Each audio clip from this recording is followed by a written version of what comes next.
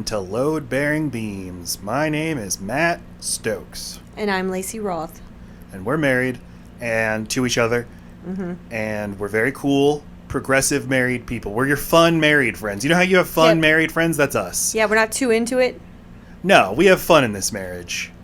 Laughs. But you can tell that we're very, cool and progressive. We don't take it too seriously because we have different last names. And different first names.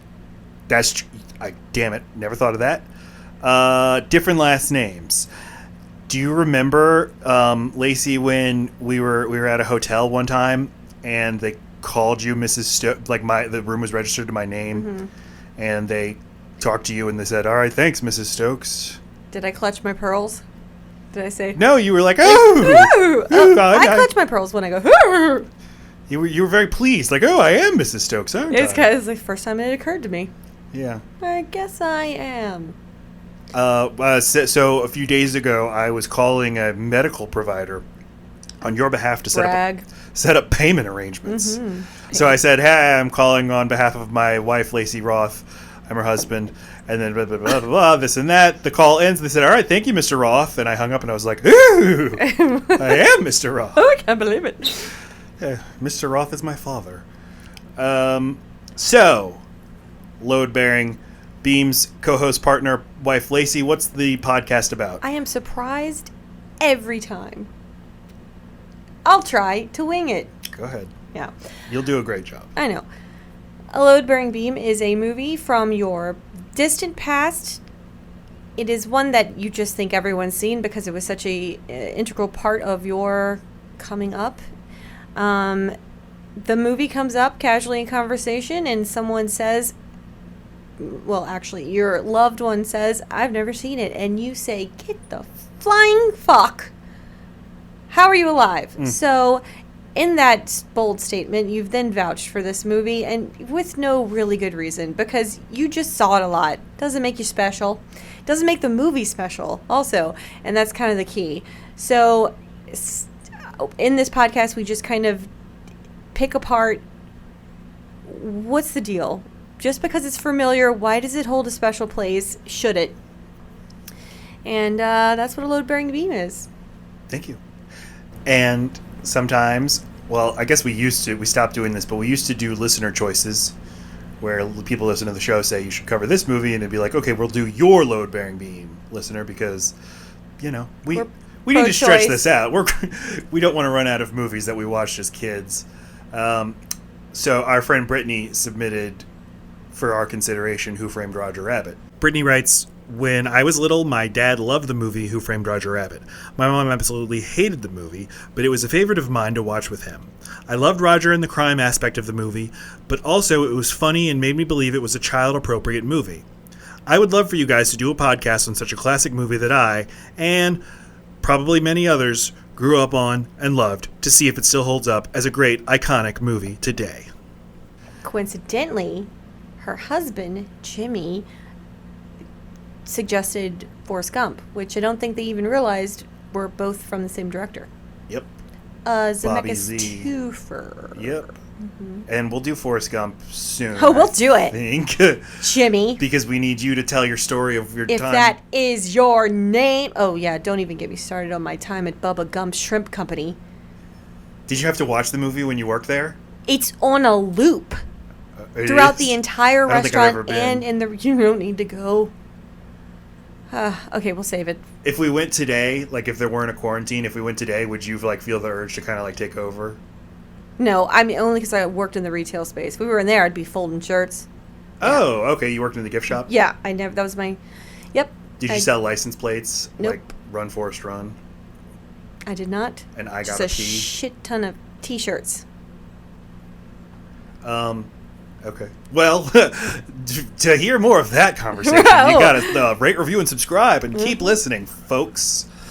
But so, Who Framed Roger Rabbit is a movie that both of us loved, both Lacey and I loved as kids. And the weird thing about that is this has never happened before, and so we have to do a very special episode of the podcast. What are you? The first ever joint load. Are you being funny? Yeah. It's hilarious. It's a callback to last week's episode. Hello. Ring, ring. Call back. Yeah, that's what I was Uh, trying to do. Yeah. Sometimes, Better luck next time. yeah, sometimes these things don't take off. When you stare at me with the stare of a... You know what? Our faces are always obscured by the big giant pop filter that you put on top of these microphones, but I feel like I'm looking at something very familiar right now because it's the exact space our face masks take up now. Do you find yourself... So, people smile at you in the store and you smile back? I make sure to smile with my eyeballs. Oh, wow. I even sometimes announce it. 3 times now, some person has made me think I need to say, I'm smiling. You've literally said, I've I'm said smiling? It. Once was to Macy's nurse when we went to the doctor's office because she's intimidating. And the other 2 were at Walmart because Walmart's intimidating. Well, you're very overly concerned with what people out in the world think of you. Not think of me. I want to make sure I didn't hurt anyone's feelings or make them feel bad about themselves. I mean, is that different? Yeah, I want them to walk away feeling all right. Okay, Not you're me. overly concerned. Let me slightly revise. You're overly concerned with people feeling things. Yes, I'm overly empathetic to my detriment, and not because I'm a good person. Right. I just am. It'd Doesn't be mean I do helpful- anything helpful with it. I just am. There was this movie called Moon, where Sam Rockwell is alone on the moon, and he has a robot voiced by the very okay Kevin Spacey, who was just like a big block on wheels, and it had a screen that just had an emoji, or I guess back then we would have called it an emoticon. Right, a digital display of That was emotion. just a smiley face or a frowning face that would flip constantly between the two. And if we could have those on our masks, Oh, that would be helpful. it would be helpful. But I've always contended that you and I, our marriage, which couldn't improve anymore because we have a great marriage, but if we could find some room, I think it would slightly improve if we could always talk to each other with pillows in front of our faces. Or at least if I always talk to you with a pillow in front of my face, because most of the things you get mad at me about are things my face is doing that I'm not Because they give aware away of. your shitty fucking personality. Well, geez. I don't mean it like... I mean, I contend that it should be what I say, not what my face does. Excuse but, you. We yeah, you communicate equally with body language, and you say things that are very calculated and thought out, and that's great because you think before you talk. I do not. But it doesn't mean you're being honest, so that's why I Well, read that's the some tea bullshit. What a leaves. wait- Read the tea leaves What of your body. What a major philosophical leap you've just made, that the thing that matters most is like our No. intuitions, I did not the things that we decide to deliberate Thank you. and say. This is a classic example of you putting a big old sandwich of words in my mouth, and I'm not even hungry. No, I said that it's important. It's part of the equation. And you think that if your words are flawless, then you should also be perceived as being perfectly reasonable with your reasonable ass words. Well, if your body's not being reasonable, you need to be yeah, told but isn't that. part of being Your face is not reasonable. isn't part of being an adult No. learning to suppress the shitty emotions and urges you have and sort of Yeah, but mold them not- into something responsible? Absolutely, but not repress them and down into your pit so that they're compacted and they make a fucking diamond and you Who shit judges this out. and who got judges blood. the appropriate amount of You keep things repressing in. things? Repressing, you think, is a great word? I mean, you should see Suppress. what's wrong with that. Suppress. Okay, fine. I am a volume shooter, as you've said. I definitely say too many things, or all of the things. But I think you overfilter. So, That's fine. I don't think that's exactly what we were talking about. well, shit. What we were talking about is that Who Framed Roger Rabbit was Oh, a movie from 1988. That sounds familiar. Directed by Robert Zemeckis. It's a Disney production. Co-produced with Steven Spielberg's Amblin Entertainment. And I'm sorry, I'm just very pissed Did you say off. Ramblin'? I'm just really suppressing my emotions right now. You're not doing a great job. They're oozing out of your steaming head. I know. One really big self-delusion I had that was punctured when I met you is that I have a good poker face. I Oh assumed my God. that I was just this stoic, unreadable enigma walking around the world, just cool as a cucumber. And people are like, what is he thinking? I don't know. And every twitch of my of my hair, any muscle spasm on my face, you notice it. Because comment on you it. keep things in so much, your body has found a way of working around you, so you twitch, sir. And I have picked up on those things. Body's rebelling. You got to have an outlet. Maybe you go upstairs and you fart for 20 minutes. I don't know how you get it all out, but I know... You know that's what I do. I tell you that's what I do. Blowing off steam, honey! All right, mark this for deletion, please. No, it's great. It's farting. Okay. Okay. Great. I'm trying to stop saying, okay. Okay. You're doing a good job. I can't even reproduce the okay that when I listen back to the podcast and edit, I'm like, I fucking hate the way I say that word. And now everyone listening is going to notice it. So no, they won't. We're off to a great start. No one cares about you. We both loved Roger Rabbit. Indeed. And this was a novel. In 1981, Gary K. Wolfe published a novel called Who Censored Roger Rabbit? Question mark? I have read the book, and it is... Was most of it redacted? Because it's censored? Yeah. And it's pretty good. It's pretty funny, and it leans way, way, way more into the parody of detective and film noir stories. Seems like you'd have to, because you're losing a lot of the visual, which is what's so...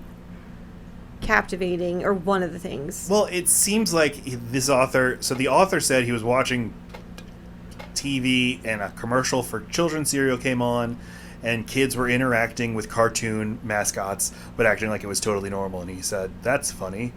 And so he wrote this book where the joke is that it's a hard-boiled crime novel, but people are interacting with cartoons. Well, like, did toonish things happen? Like the bad guy clubs somebody over the head, and then he somberly tells you how birds have then appeared and tweet around his head? Yeah, there's a lot of, like, maybe I'll cut in some audio from the audiobook. Okay. I found the bungalow and rang the bell. My client answered the door. He was almost my height, close to 6 feet, but only if you counted his 18-inch ears. He wore only a baggy pair of shorts, held up by brightly colored suspenders. I'm Eddie Valiant, Private Eye. You the one who called? Yes, I am, he said, extending a fuzzy white paw. I'm Roger Rabbit. His words came out encased in a balloon that floated over his head. The rabbit ushered me into his living room. The angular furniture reminded me of the upward-reaching spires in caves. That, combined with an extremely low ceiling and stale air, gave the room the closed-in nature of an underground burrow. Perfect interior design for a rabbit. It's a very different book, translation book to film. Like I can barely think of movies that were so different from their source material. It's just that all the same characters are there, but they're totally different. But the major difference, let's say the two major differences, one is that it takes place in 1981 when it was written, and two, the cartoon characters are not film or animated cartoons from television and film. They're comic strip characters, and when they talk by just issuing speech bubbles. Oh, okay. And like when they're done talking, the speech bubble then goes to the ground as litter. And so there's just speech bubbles littered everywhere. Wow. But some cartoon characters are learning to speak. They're adapting, and then the whole thing is like a metaphor for like apartheid. Because there's this double system of justice. Take and there's down like the wall. Cartoons trying to pass as human. The cartoons can drink. They call their alcohol Toonshine. And Roger hires Eddie Valiant to figure out why he didn't get a contract from a publishing syndicate, because they promised to make him a star with his own comic strip. That's crazy. That kind of becomes like a self-fulfilling prophecy for that writer, because he had a similar, very boring to explain lawsuit with Disney. He did. Do you want to explain? No, it's very boring. Oh, okay. But it sounds like he had something up his craw with this from... People owe him.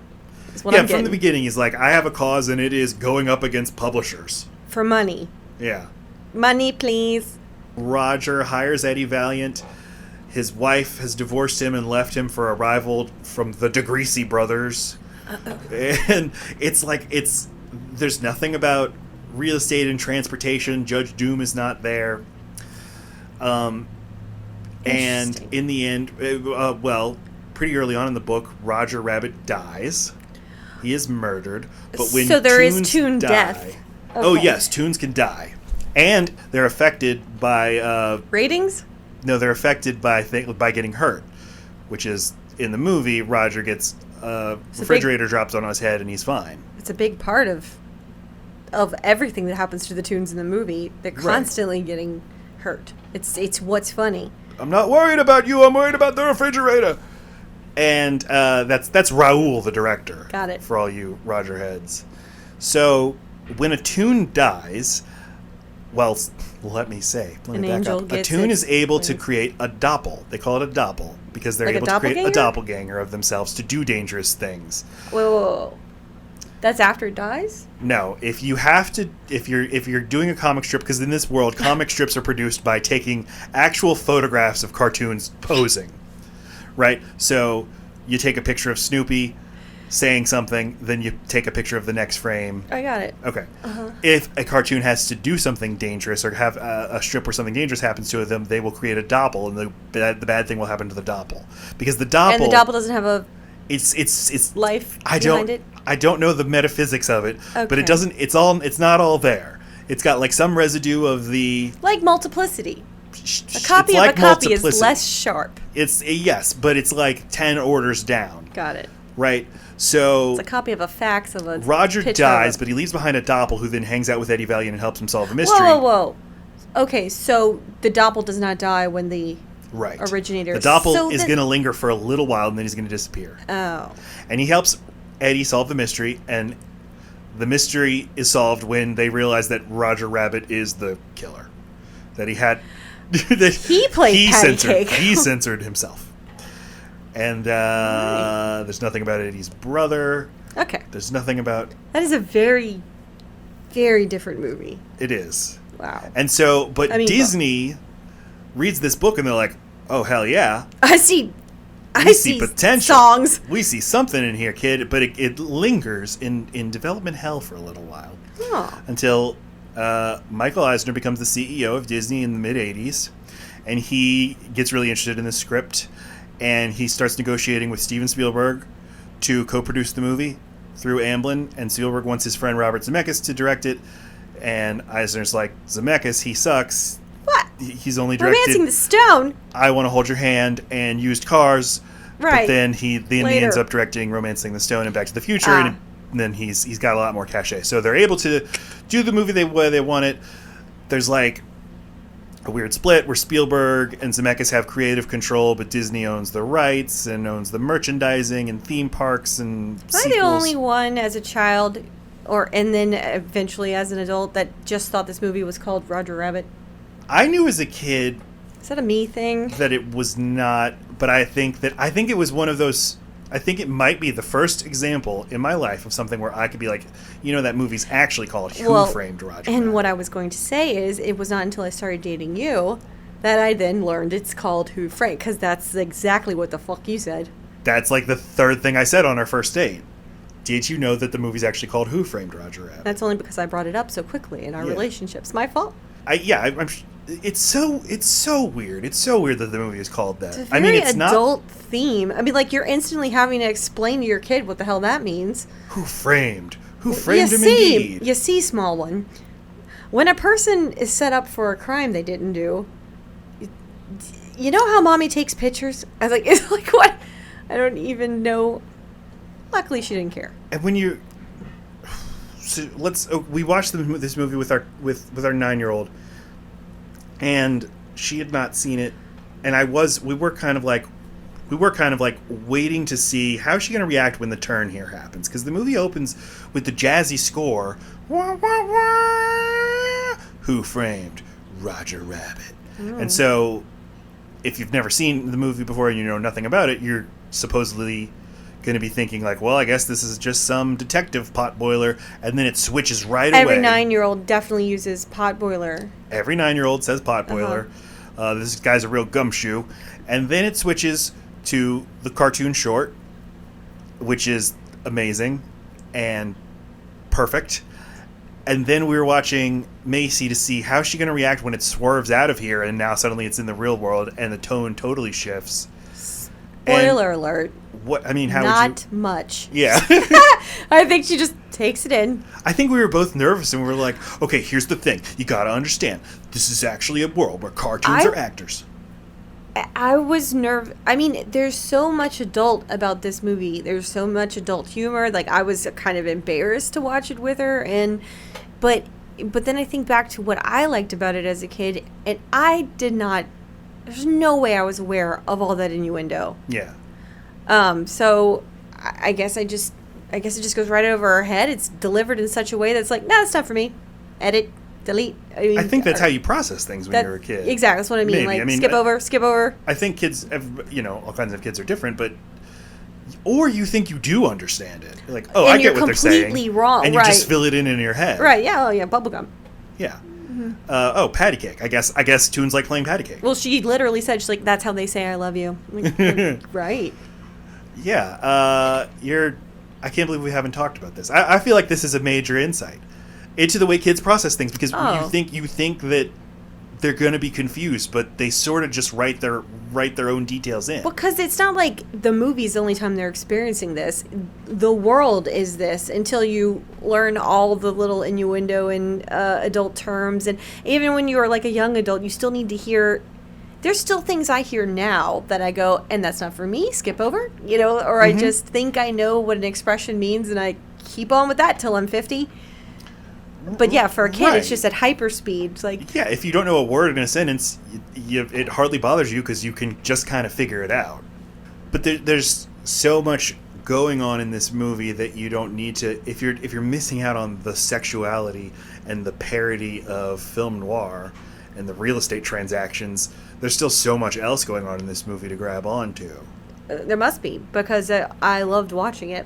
I'd say this is like from my childhood, like one of my 3 favorite movies. This, Jurassic Park, and Star Wars. Well, and my dad would watch this one, and he seemed amused by it, and I was always trying to make sure he thought I was cool.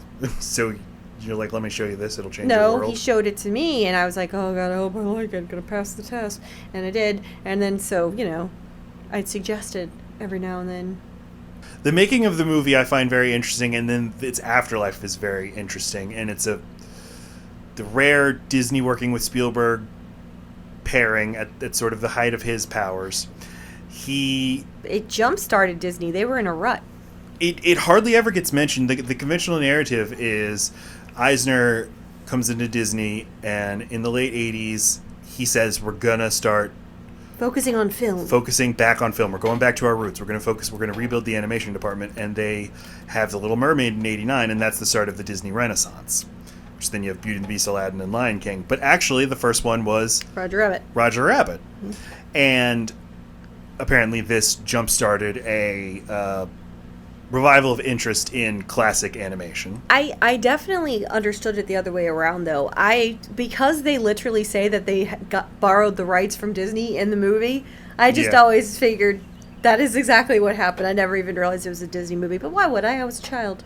And they use their Touchstone label, exactly, which is the not sort of more Tinkerbell adult-oriented calligraphying. The world of this movie isn't told from the point of view of Disney.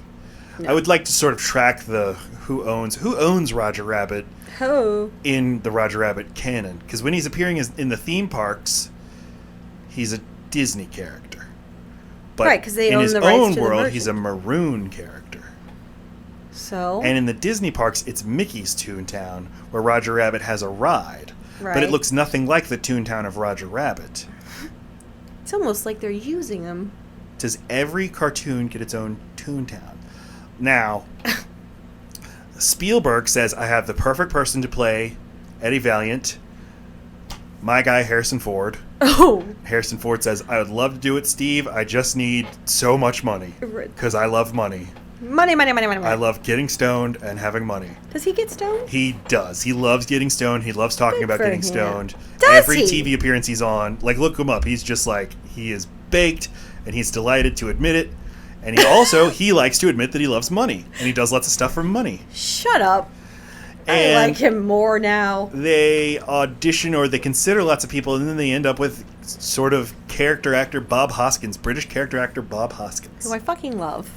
Who is terrific. Asterisk. We'll get back to the asterisk. Oh. They reconceptualize Roger Rabbit, the character, and they bring in this legendary animator, Richard Williams, who designed the animated Pink Panther, was a character animator who I don't think had any credited feature-length films. He was always trying to get this movie called The Thief and the Cobbler made. And he signed on to this movie because He needed some cred. he thought that with it he could finally get his Thief and Cobbler movie fully financed. And he never was able to get The Thief and the Cobbler financed, but all these people who worked on The Thief and the Cobbler ended up working for Disney on Aladdin, and Aladdin bears tons of similarities to this movie. It's one of like the great unfinished films.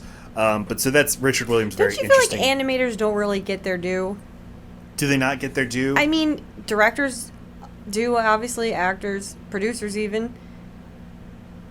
Even music people get way more. I mean, I don't think I can name a famous animator. Yeah, I mean, certainly in animation worlds, like, yeah, there's your legendary figures. Brad Bird is a huge figure. It's fine, but it doesn't break through. But yes, I would agree. Yeah, you don't. Brad Bird is not a household name like Steven Spielberg, and without the completely state of the art and innovative techniques that they used for this movie would be nothing. Like, do you know who Don Bluth is? No. He was Did the guy. He shoot JFK? No. Let's try to figure out the connection right there. I didn't mean that. I meant the 13th president. John Wilkes Bluth. This is a game we could make. We could do an entire episode of this as you me using my dyslexia to connect the wrong things until I get the right one. My algorithm in audio. Because you said shot the 13th president, and I was like, well, Abraham Lincoln was the 16th president. That's exactly I guess that's what who I said. you mean. So Don How Bluth. do you know that was the first person he shot? Don Bluth shot Kennedy. Oh, and also Never got Arrested caught. Development. There you go. Oh, well, that is actually their name, love. No the Bluths. fucking to the shit. Yeah. Why else would I have brought it up? 10 dyslexia points. Yes. So, he was the guy. He was the animator, director. Director of animated films who made Land Before Time, An American Tail, Secret of NIMH, like all the alternatives to Disney from the 80s and 90s. Ah, he was the DreamWorks. He was pre-DreamWorks. No, dummy. I mean, with DreamWorks, what's the other thing that's not Pixar? DreamWorks. That's the Illumination. lesser than. I mean, yeah, you've got. Don't even act like that's not one of your things. Everything that's not awesome is, the non-Pixar ones. I don't know why I needed that analogy for this. You're completely lost, and so I only brought him up to see. Do you know the name? no. Yes. So if I could name one animator, I wouldn't have made my fucking point. I'm just trying to. I'll let you know why. Okay. Because I can only name two score people, and I don't even know what to call those guys. The music people. Yeah, Percy Sledge. No. Percy Sledgehammer. No. The guy that did Austin Powers movies. Percy something. Percy something. It's Percy something. What the His last name is certainly Percy. Look it up. Who did the Austin Powers score? Uh-huh. All right. Do-do-do-do. Okay, Quincy Jones. Quincy Jones! That's Percy! Quincy Percy! He's the composer of that song, which is from the 60s. He didn't do the music for the movie. You're a liar. I don't think so. No, he did. Oh, yes, he did. And then the other guy from the Harry Potter. And then the other guy. then so on. And but I know someone who loves a buffet. John Waters. That is an actor with a tiny John mustache. Waters doesn't love a buffet, but John Winehouse. Winehouse loves a buffet. Come on, who? John. Okay, let's try to figure this out another way. Why can't you just say it? John. Jacob. English equivalent of the Spanish name Guillermo. John Williams. There you go. Okay, yay. What are you looking up? Austin Powers composer. Percy Sledge, like I said. Quincy Jones. Okay, but Quincy Jones is a famous producer, right? Oh yeah, He was the producer of Michael Jackson Thriller. Of Percy Sledge. Look it up. No, they would have been contemporaries at best. Looks like Quincy Jones does have a music by credit on Austin Powers. Oh, he does. You know what that means? You just got sledged. I did. He is put the hammer down on my ass. So where were we? Fuck if I know. Oh, animators don't get their due. Animators don't get their due. I agree.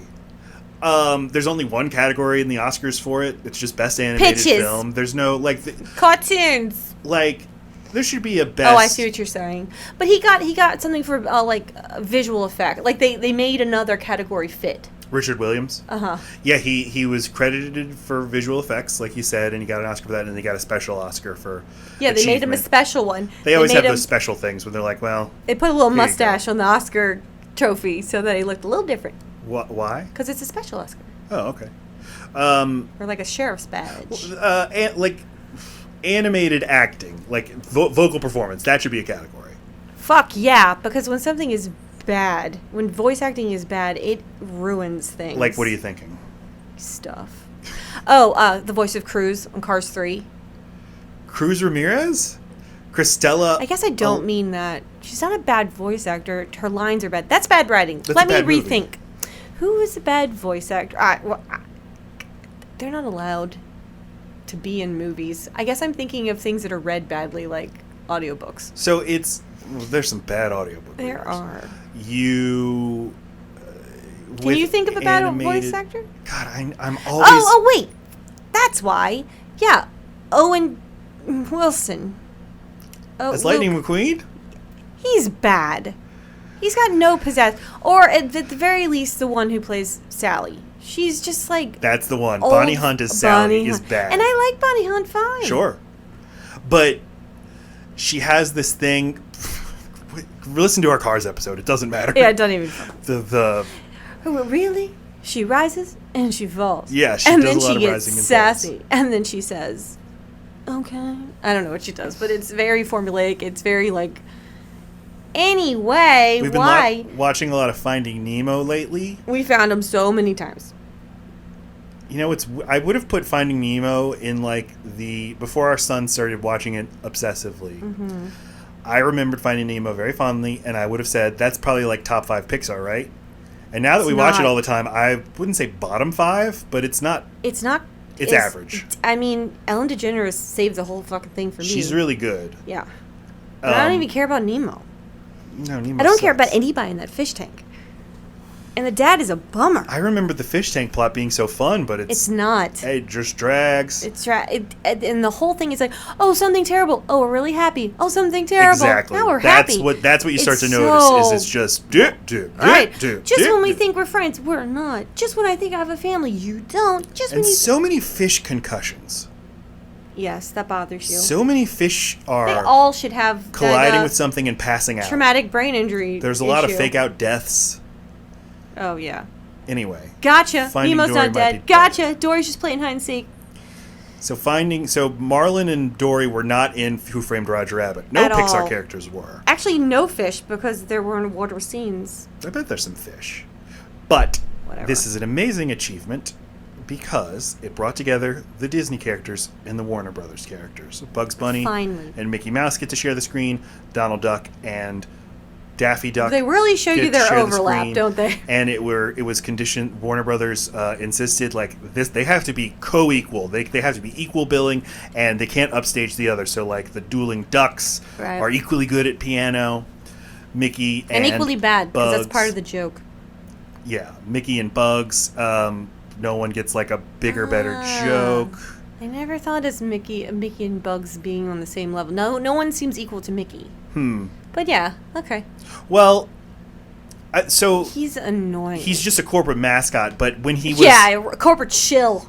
yes, before he sold out, he was selling out theaters. Those aren't even real carrots. Movie carrots. We're talking about Mickey. Oh fuck! I don't mind Mickey. What? Bugs Bunny aggravates me. He knows where Albuquerque is. Okay. Fucking liar. Before Yeah. Mickey was the mascot for Disney, where that was his main job. He was the star of animated short films, just like Bugs Bunny was, and he was a little stinker, just like Bugs. He was up to a lot of mischief. True. He was angry. He really got his shit together. And then he got his shit together and, got a job in a nice office building and became a grown-up. But they were equal stars back when they were both doing their thing. Yeah, Mickey just expanded his thing. He expanded his thing. Whereas the Looney Tunes... Disney's expanded their thing. Looney Tunes was more important. That's what I watched. Mm-hmm. Disney I could not afford because you had to pay. Mm-hmm. So... They just the didn't... Looney Tunes were definitely relevant in a way that Disney cartoon, like the classic Disney cartoon shorts, were not. Because Absolutely. These were, like, when you were watching Looney Tunes as a kid on TV, you're watching stuff from the 40s, 50s, and 60s. It holds up. You're not doing the same thing with Disney animated Exactly. shorts. But do you feel like Macy, who loves cartoons, and even loves the classic Disney cartoons, I don't think she cares about Looney Tunes. She has no... She would if she saw it. She loves the Pink Panther. But they're not just No. not around anymore. Oh, no, but she loves that style. Like, she definitely liked the animated parts, like the opening scene. Sure. Yeah, she does watch... She'll get on YouTube and just watch Pink Panther shorts. Yes. And, like, Popeye. Yes. And the classic Mickey. She's cool. I just... You know... She can sink her teeth in. I say a lot of bad things about her on You this do. podcast. No, she But is she's cool. all right. So... Roger... I'll bet there's a movie to talk about in here There's somewhere. so much to talk about. Is there? Sure. Okay. Because we haven't even gotten past the part where it zooms out and Roger's in a real refrigerator. Cut! Is it real? Cut! I Is mean, it really? Is it real? It's an animated... That's what I'm saying. What's real and It's what's not. like- It's a tune. No, it has dimension. It's a physical object. And I guess the tunes are too, but it's not animated. That's but true. it does but you look think different. That is weird. That's This the is- only time they do that. So I think this is kind of clever. They designed something that looks like it's designed to look animated if you filmed it. But when you like then spin around it, you're like, oh look, it's just a prop. Okay, but when you watch the And they have animated the- scene, he's not running around that kitchen. They just made a duplicate in the real world. But you're supposed to think that he was running around that kitchen. Yeah, that's why it's movie magic. But which movie are you talking about? Are you talking about the I movie am within saying, the movie or us? whenever you're watching the short, that is animated. That was drawn. That kitchen is not real. And then they cut, blah, blah, blah. And then they pretend, for the movie's sake, for the audience's sake, that, look, we film cartoons in real places. All right, I want to tell a story. Oh, God. I saw the movie Signs, one of my favorite movies ever. A movie We that I constantly have to stick know. up for. Because people shit talk it, but it's a great movie. Oh my I God. saw it in a movie theater with my father. And Brag. afterward, I was sitting in the car with my dad, and I said, but you know, Dad, they never explained how the aliens made the crop circles. And my dad says, trick photography. And I was like, no. I'm not talking about how the filmmakers made the Right. crop circles. But remember, in the movie, how did the aliens make those crop circles? And my dad says again, trick photography. Oh, my God. And I'm like, no, I'm saying within the reality Matt, of the... aliens use trick photography, too. That's what That's you what don't he was understand. saying? Yes. God damn it. Oh, I need to go apologize to him. I called him a fucking idiot. Oh, right. And I smacked his ass with Your with A+ a hammer. report card. Yeah. Yeah. But I feel like that's what we just did. In the reality of the movie, the kitchen isn't animated. I know. Oh, we did just do that. Yeah. Well, then you didn't ask your question correctly. I don't remember what my question was. Yeah, who could? I can't follow this fucking trail. Roger was designed to have to be like a greatest hits. The Roger the character is designed to be a greatest hits of all the classic animation styles and characters. So he's got like Mickey Mouse gloves. Yeah. He's got a Bugs Bunny face. I find his outfit very He distracting. has these other... well, I can't remember all the other stuff. But he does... It's hard to us, like, he is a classic character, so it's sort of hard to disentangle what he looks like. He's overdone, though. You think so? That's what I noticed this time around. Like, you put him in this simplistic world. It's not simple. The animation is very like to the point, and characters were drawn very simplistically with very few clothing pieces, on purpose to make them efficient to draw. He is very elaborate, more so than any other character I can think of. He's It's got a bow true. tie, suspenders. He's got baggy pants. He's got a patterned. I guess the pattern is on the tie. He's got a big bottom half. He's not naked. It's true, whereas Bugs His hair is Bugs ruffled. naked, right? Bugs is completely naked. Yeah. All of them are. Warner Brothers knew how to cut corners. So do you think like if you went back in time and You know what? Roger Yosemite Rabbit, Sam would be the only one that's maybe got as much going on, but even that's less. and you got to think Roger Rabbit is a big. Oh wait, Roger Rabbit's a star in the movie, right? How do you mean? In the book, the point of the book is that Roger is not a star, but he wants to become a star. Yeah, That's why he does his thing. he is known. Betty Boop, remember, she says, yeah, what a lucky girl, because she's married to Roger Rabbit. He's a star. But she's talking about his reputation in the business. Is he selling So? tickets to ordinary Americans? What the fuck are you talking about? What star sells tickets? Is he... Okay, yes, it does say a Roger Rabbit and Baby Herman cartoon. Are you So saying he's supposed that... to, in this world, he's supposed to be as big as Bugs Bunny? I don't even think Bugs Bunny's a thing in this world. So yeah, Bugs Bunny's just some guy. Is he supposed to be He's as supposed big in this to- good as Bugs Bunny is in our world? Yes. Okay. Good. He's a You star. answered my question. That's great. So, he... But don't you think Toons are more starstruck by him, not people? Oh, People sure. find Toons to be below them anyway.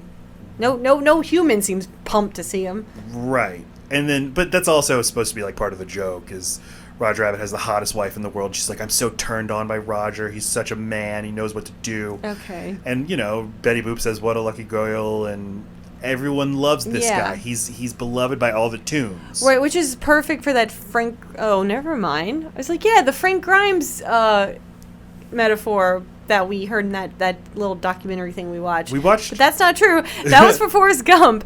But We watched this just to clarify. We're watching this video. We'll link to it by Patrick Willems. Patrick Willems does these great YouTube video essays on movies, and he did a really long video on Robert Zemeckis' career that we watched.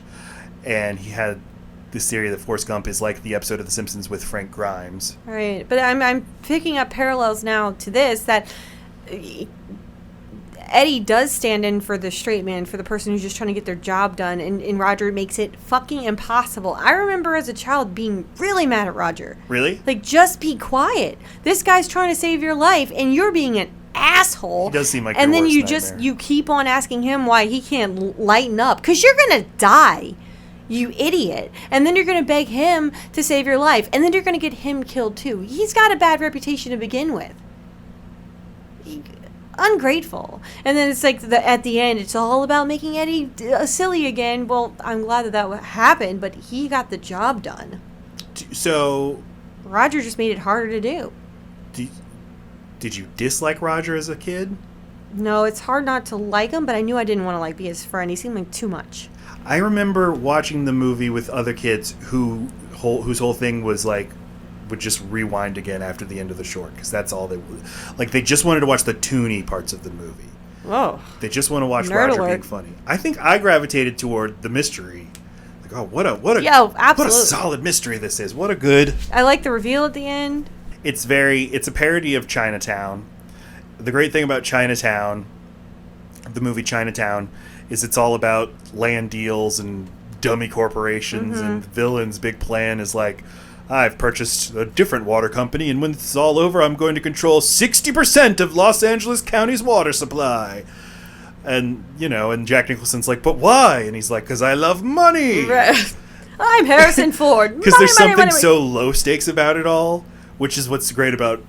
I mean, it's not low stakes. Not if you're a Maybe that's one of the. He wants to completely get rid of Toons. That's why I then have to erase what I was going to say. Oh no, he wants to do ethnic cleansing. Right. Call it erasing if it's a Toon. Let me get to the thing. Oh, good. The asterisk. Please. About Eddie Valent. This is and the movie in general. Oh. As I said, this was one of my 3 favorite movies growing up. And I probably went a long time without seeing it, and in my head, that whole time, I was thinking, that is an unassailable, unimpeachable masterpiece. It is a perfect movie. It must have found its way into one of your movie critics' top something then. Yes, I totally took that opinion from Roger Ebert. I'm sure he gave it 4 stars, said, this is the first time animation and live action have been mixed so convincingly. He was right. This movie looks fucking incredible. I don't know how the fuck they did any of it. I do. And when I think about all the hard work that all the people who made this movie had to go through, I feel bad for saying what I'm going to say. Say it then. About 3 years ago, we watched Roger Rabbit. When we were done, I remember thinking, it's not as good as I remember. Okay, so jump in time 3 years to now. And what I was keeping in mind was the thing I thought 3 years ago.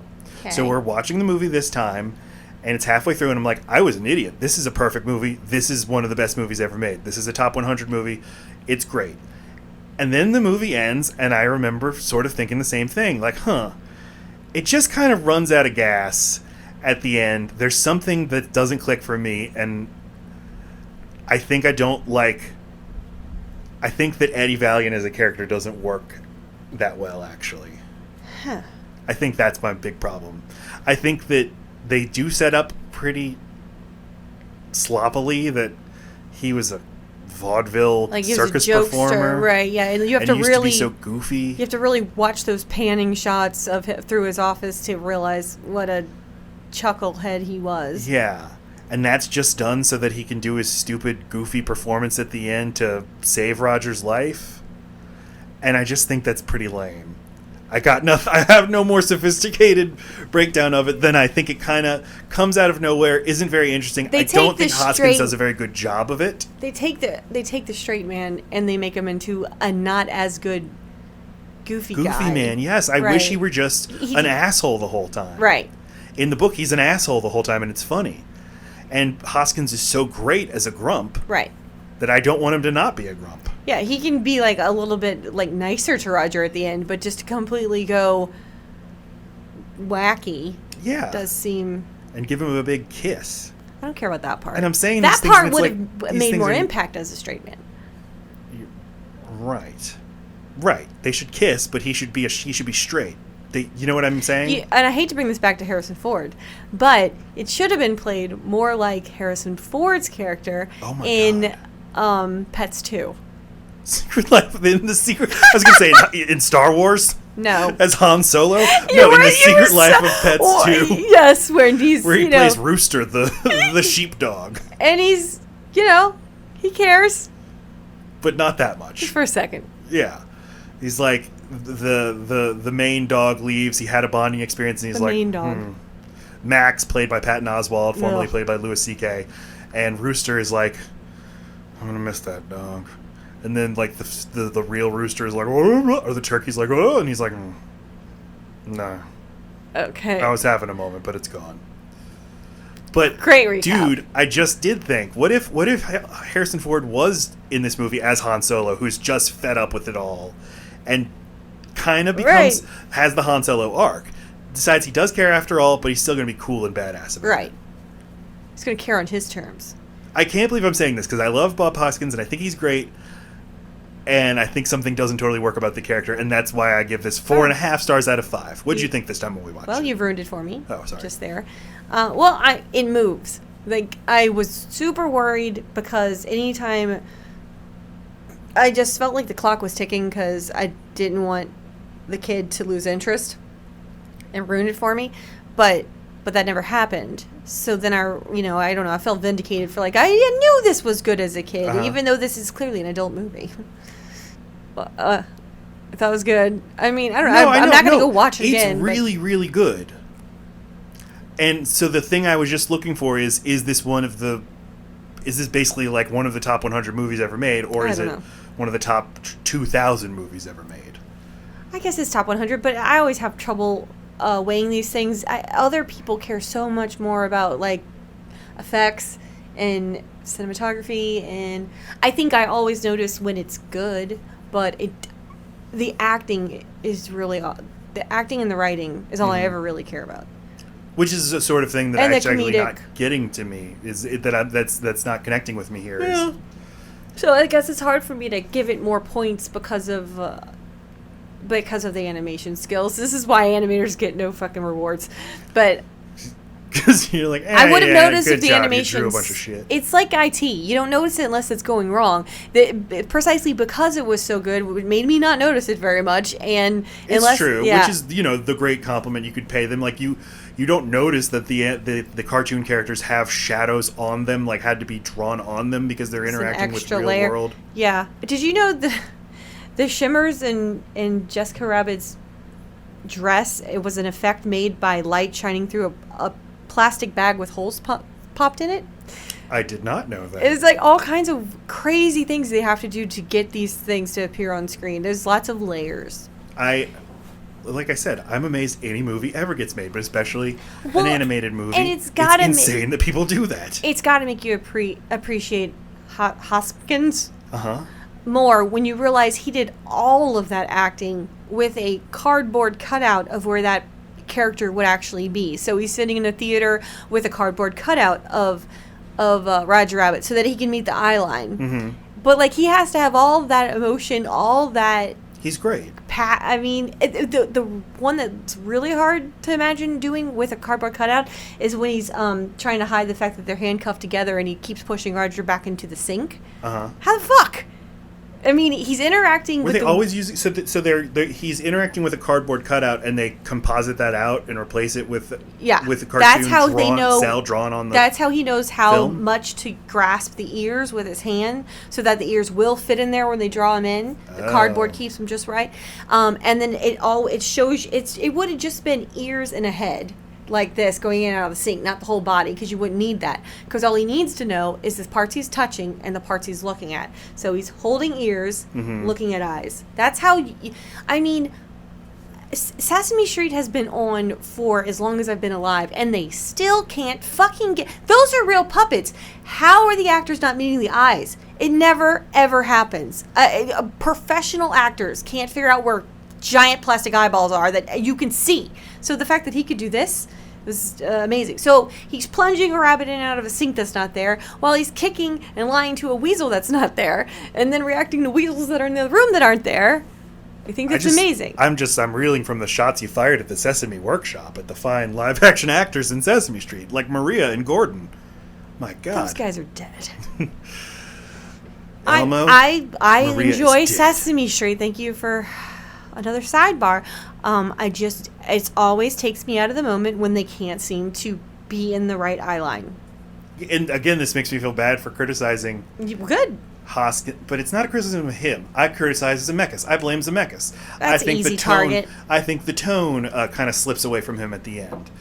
But yeah, this is maybe the best performance of anybody interacting with a fake cartoon character. You want to talk about the worst? Well, I guess I don't know, but whenever we watched this, we were discussing it afterward, and I was like, yeah, so I guess that's what Cool World was trying to do. And then Cool you're like, World. cool, what are you, what? And that came like 3 or 4 years later, and it was, I just remember, me and my dad liked Roger Rabbit, so we go to Blockbuster, and I see that, and I go, me and my dad can bond again, let's get this one. And it's not okay. I don't remember it, except for that it was not good. But fucking Brad Pitt's in it. So, Hot off of Thelma and Louise. one of the great delights in life is learning things like this. I had no idea that such a movie existed. Doesn't it have a 3 on Rotten Tomatoes? Cool World is a 1992 American live-action animated fantasy comedy. It's directed by Ralph Bakshi and starring Kim Basinger, Gabrielle Byrne, and Brad Pitt. It's fucking crazy. And so it was trying to go for... Adult. It was... It's got a noir vibe, if I'm not mistaken, or like some kind of like gangster. I don't know. I can't remember the plot at all. I just remember someone from outside the cartoon world gets yanked into it, maybe? But I fucking So don't know. it looks like the person who drew the cartoons gets sucked into the world that he created. That sounds right. I Yeah, think and Gabrielle he tries Byrne to plays the cartoonist. he tries to fuck his, which is a complete ripoff of Jessica Rabbit, you can see, but they go the extra mile. I think this movie was written by a perv who just really wanted to see Jessica Rabbit naked, because that's, I mean, it wasn't this movie rated R, and they had to like dial it back to a edited PG-13. it down to a PG-13. But so okay, so this guy it's Ralph uncomfortable. Bakshi, the perv you were talking about, who is alive and can sue you for libel, or slander, great I guy. should say. In the 70s, he established an alternative to mainstream animation through independent adult-oriented productions between 1972 and 2015, directed 10 theatrically released films, blah, blah, blah, blah. His 1972 debut feature film, Fritz the Cat, was the first animated film to receive an X rating. What an I achievement. mean, I hear something like that, and I think that sentence was written to impress me, but, like, It does not. I can't believe there's ever been an animated film that received an X rating. It reminds me of what tweens used to do in my day when when the internet was still a baby, and the kind of thing that would go around is like an MP4 of Donald Duck getting a hand job or something. I just remember I don't even know if that's really what it was. No, but yes, there was a lot of that going on. You go to, sorry. I remember hearing those sounds and being so disturbed. Like I just didn't need those worlds colliding. It was unnecessary. But this guy was big into, let's push animation. It doesn't have to just be for kids. Yeah. Do Oh, that's funny because Robert Zemeckis feels the same way. He tried so hard to make motion cap. Is that what it's called? Motion capture movies for adults. Yeah. It's like we don't want it. Stop. That I was just actually going to compare it to the Uncanny Valley. It's like there's where toons are supposed to be, and that's happy, and then there's where adult stuff is, and that's great too. But then you mix those two too close together, and you've got something nobody wants. Well, which is very sexualized adult cartoons who are supposed to be. I feel like it's a little bit sinister because the cover art pulls in kids. I was attracted to it because I was a kid and because it was soon after Roger Rabbit, soon enough that I thought it was something like that. And then I bring it home and then it's completely sexualized and I'm watching it with my fucking dad. Like, that feels wrong. Okay, but who is the person who did the wrong thing? My dad. He didn't read the back of the thing because he can't read. I mean, there's the MPAA who give you classifications of movies. Was that a thing then? Yes. If the thing, if you want to rent Cool World, then your dad can look at the box, the VHS box, and see that it's rated PG-13. It's not the people who made. It's not the filmmakers' fault. Anyway. I mean, like, if you're saying. I don't know what I'm saying. I'm saying it's not for me. How about that?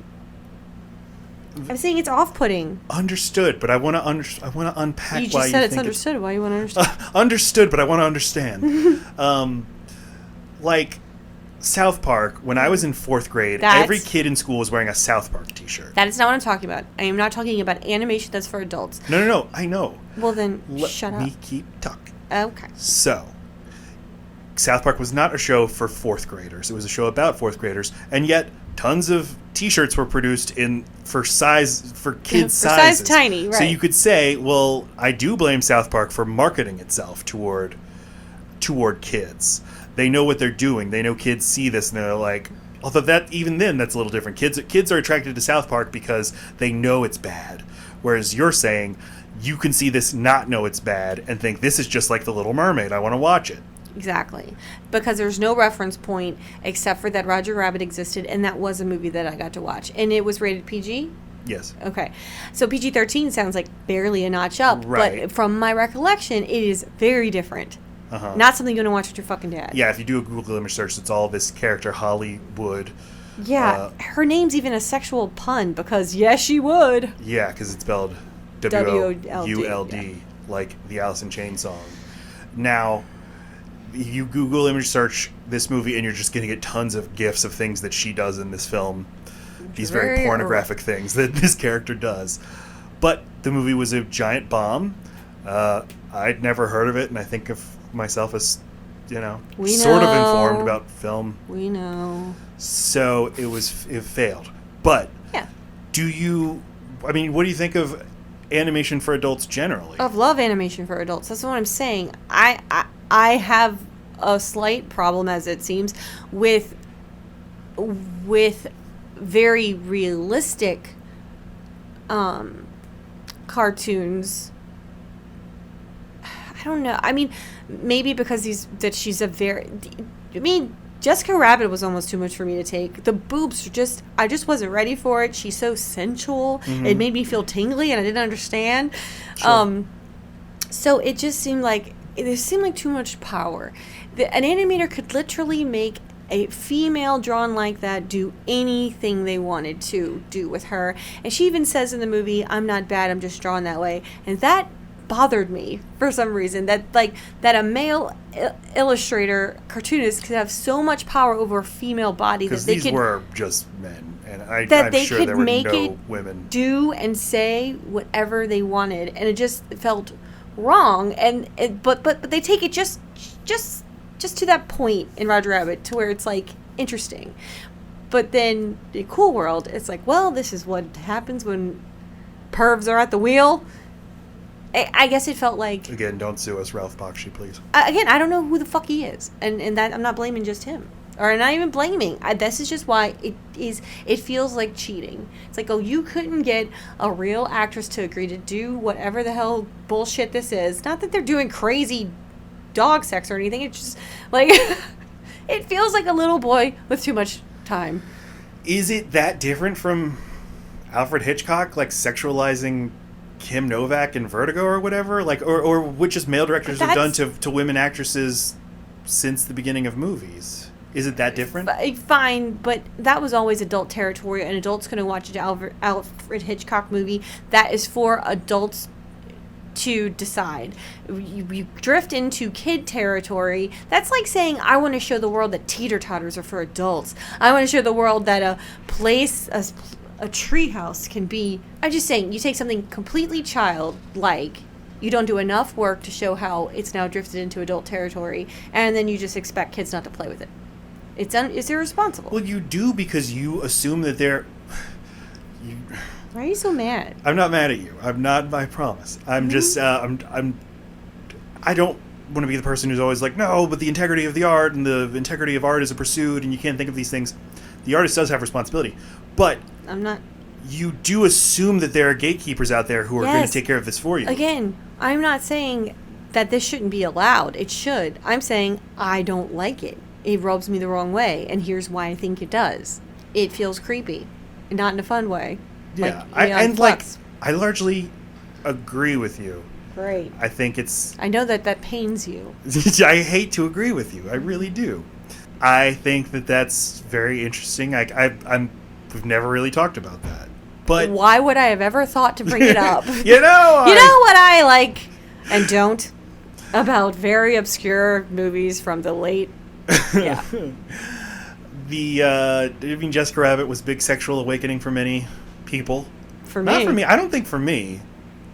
Not because I was dating her or anything. It was like, oh, that's what my adult body is going to look like. I'm going to go up and down a curtain and go, and for the listener at home, Lacey is wearing a pink sequin dress right now. It's red. It's red. She's known Excuse for me, I'm wearing not good with colors. I actually don't know. Her hair is red. Maybe the dress was pink.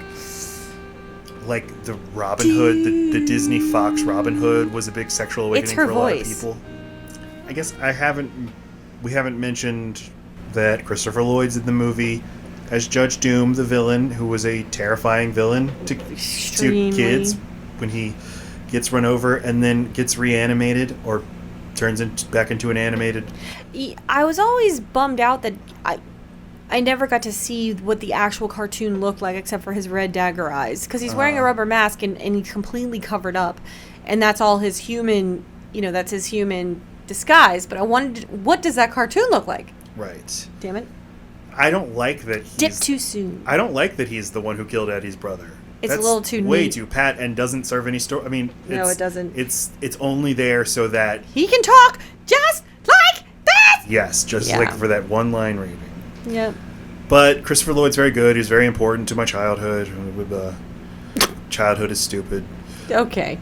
Charles Fleischer is the voice of Roger. He does a great job. And when they were filming the movie, he was behind the camera wearing a rabbit suit, reading the lines at Bob Hoskins. Stop it forever. And there's this very funny thing on the DVD extras where Fleischer is talking about how when they were making the movie, this movie got a lot of attention. It was a big Disney production, and they said they're going to mix in animated characters, and the main animated character is a rabbit, and he was walking around in his bunny costume, and some people on the street saw him, and they're like, that movie's going to look stupid. Because they assumed that's what the movie's going to be, is a guy talking to a guy in a bunny costume.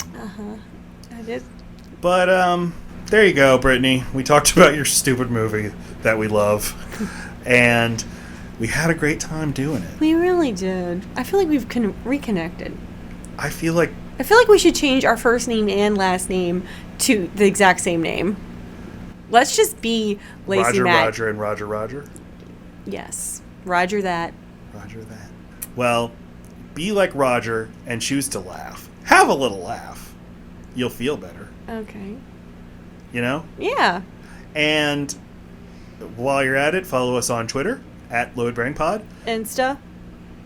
Graham in Load-Bearing Beams. The book. Look us up. Read my book, Generation Y. Get your twits on. Buy my Kindle single, Thirsty. I mean, and by the way, new do or fiction don't. coming soon. Oh, shit. I'm very And excited that's no about it. fiction. No. I have a collection of short stories that I'm going to be publishing at some point. That's exciting. Thank you. I support you. Thank you. More information will be coming about that. And as always, Okay, I love you. Bye. 3, 4.